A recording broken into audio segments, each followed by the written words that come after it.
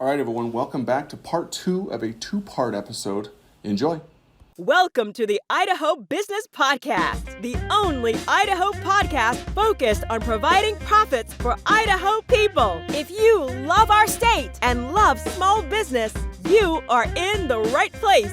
We interview local legends, learn business, and have way too much fun doing it. You're listening to the Idaho Business Podcast with your friend, host, and all-around great guy and owner of New Clean Commercial Cleaning, Spencer Ward.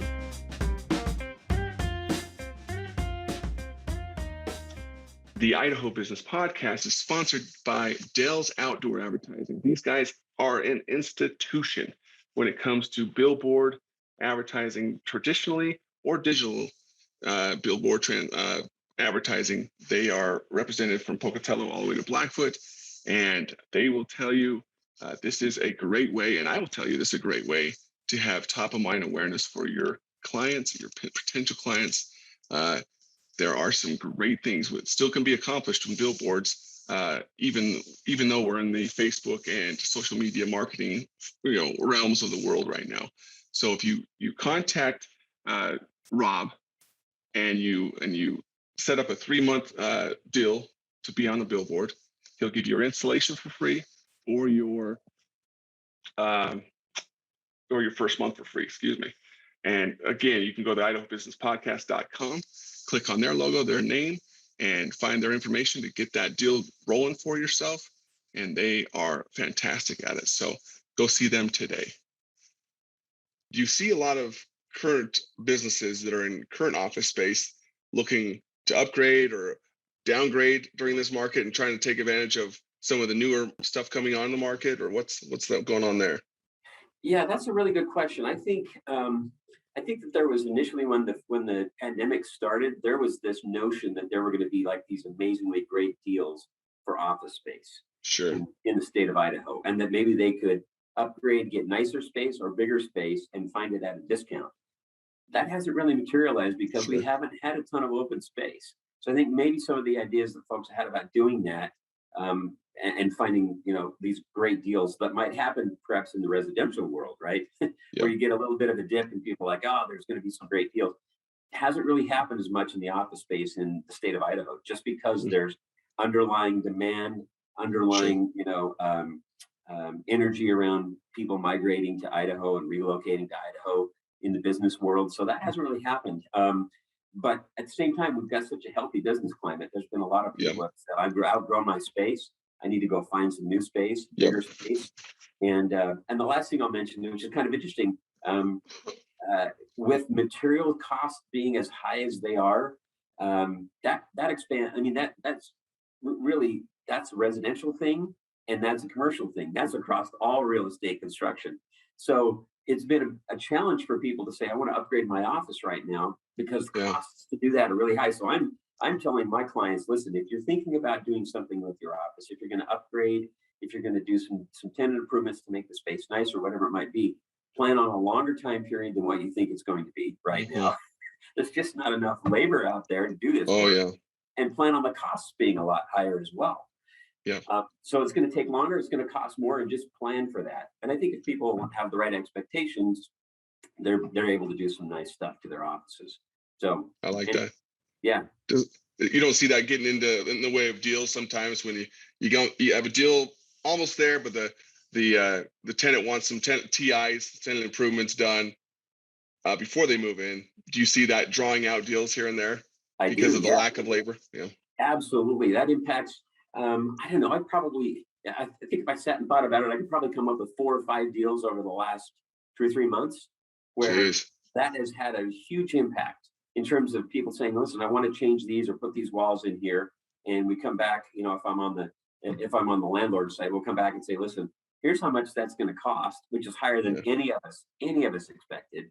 And it's going to take longer. So everybody's like, okay, we have to recalculate, we have to go sort this out. So that is an impact. And I think that, again, from my perspective, it's like anything in business, and you probably get this 100% as well. Communicate early and often, try to be as clear as you can and set the right expectations. And then people walk into these things saying, okay, I do want to do all this stuff. and you're telling me it's going to cost more than what I anticipate, and I believe you. So let's plan from there. So, but yeah, Spencer, it's a real impact. That's interesting.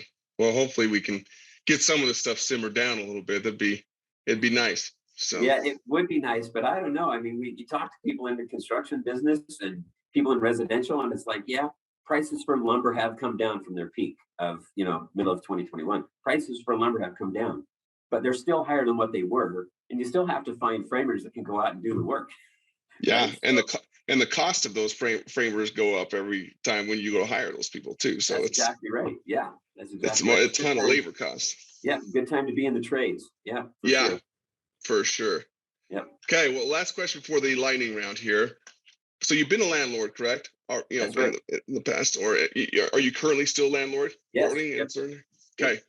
Well, if you were to look back on yourself as initial cutting your teeth as being a landlord, and now jumping ahead to now as an office specialist, brokering deals as an agent, what would you tell that person just cutting his teeth as being a landlord, and advice you'd give that person?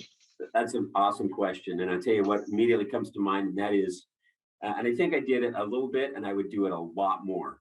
And that is, every time I don't understand something, ask the question. Don't be afraid to ask the question. Most of the time, people are willing to tell you what they know.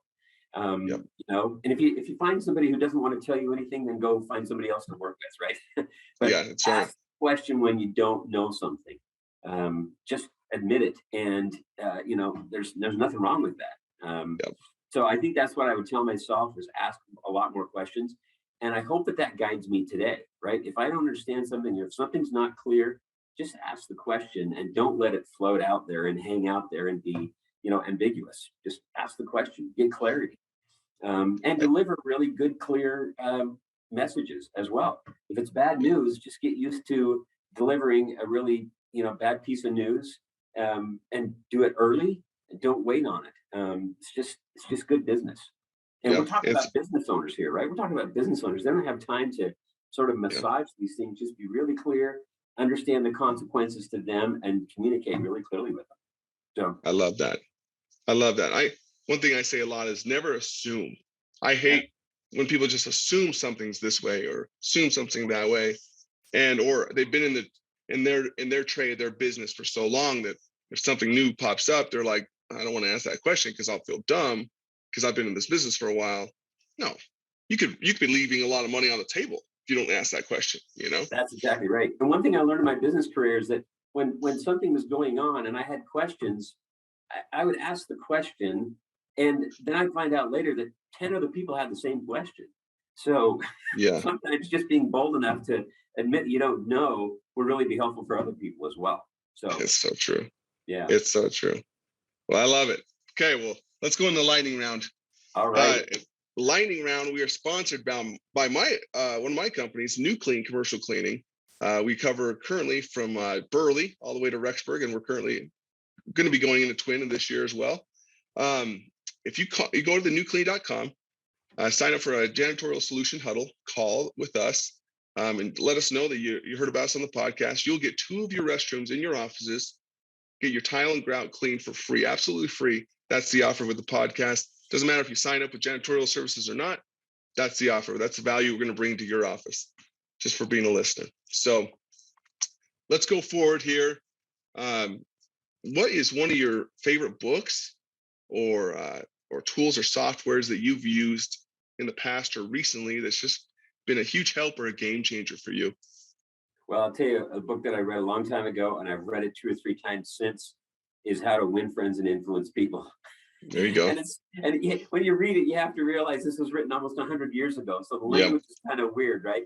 But the principles are absolutely true. And I reviewed it again a couple of years ago. And then I tacked another book called Go Givers on top of that, which is that's everybody's read that book. At least I hope they have, right? Yeah.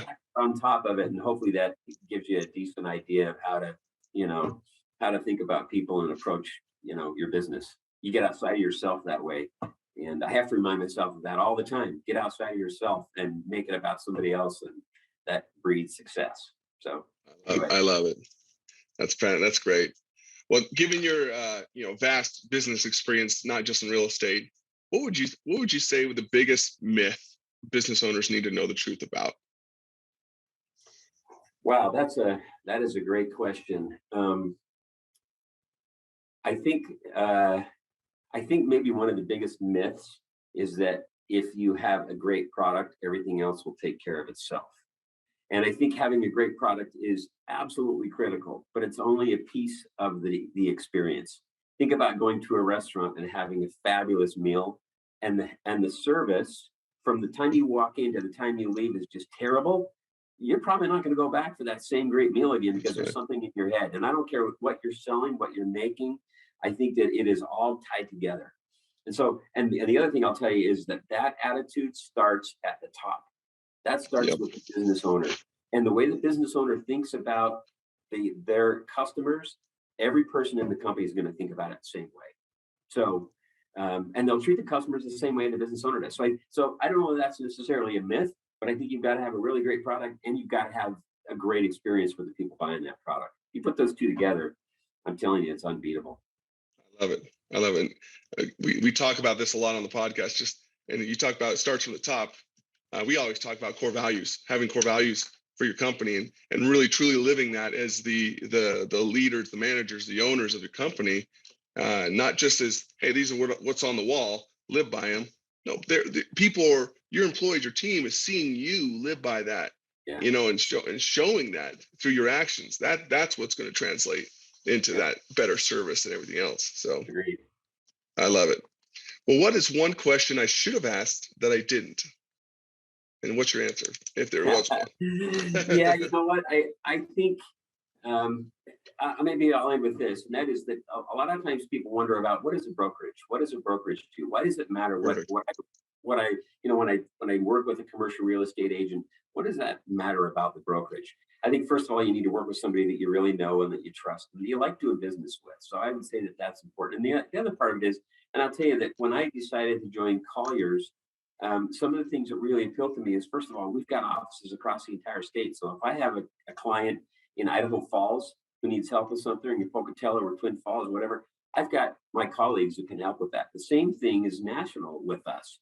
We are a locally wholly owned brokerage here in Idaho. Our partners in management own this, but we are an affiliate of Colliers. So if I need to connect with somebody like I did recently in Arizona, like I did last week in California, it's a phone call away. So I think that, maybe that's one thing that is important for people to understand is when you work with a brokerage, you got to have somebody you know and trust and like, and then what can they do to help you outside of that? And I'm just super happy with what we've got going on at Colliers. And some people look at that and say, it's a big corporate name. Not in Idaho. We are right here, owned and managed, and we're nimble and responsive. And hopefully we have a lot of satisfied and happy customers. Hopefully I have a bunch as well. So awesome. I love it. It's great. Well, Lance, if people are listening now and some of them I'm sure are thinking, man, I've got some office needs. I've had some questions I needed answered for a while now. What's the best way to get a hold of you? Sure. It's very simple. It's lance.millington@colliers.com. You can also go to Colliers and click on locations, find Boise, Idaho, and I'm on there as well. I'm happy to I like having conversations with people about all kinds of things, and it doesn't necessarily have to mean that they have an immediate need, but I'm happy to talk to people about, what do they see, where are their opportunities, all the rest of that stuff. So I can be reached there. If they want to jot down my phone number, that's great. It's 208-890-4359. I'm happy to take calls and just chat with people and see if we can help them with things. It'd be awesome. That's fantastic. Well, thanks, Lance. I appreciate you coming onto the show and giving us some of your knowledge. That's always great to hear. Yeah, for sure. Thank you. I enjoyed the conversation. No problem. Definitely we'll have to have you back on the show here in a few more months and discuss more of this stuff. And hopefully there's been improvements and hopefully the pandemic's gone by that time. Yeah, exactly. And we'll see what happens. Yeah, we can talk more. I'm happy to do that, Spencer. Pleasure talking with you. Yeah, very true.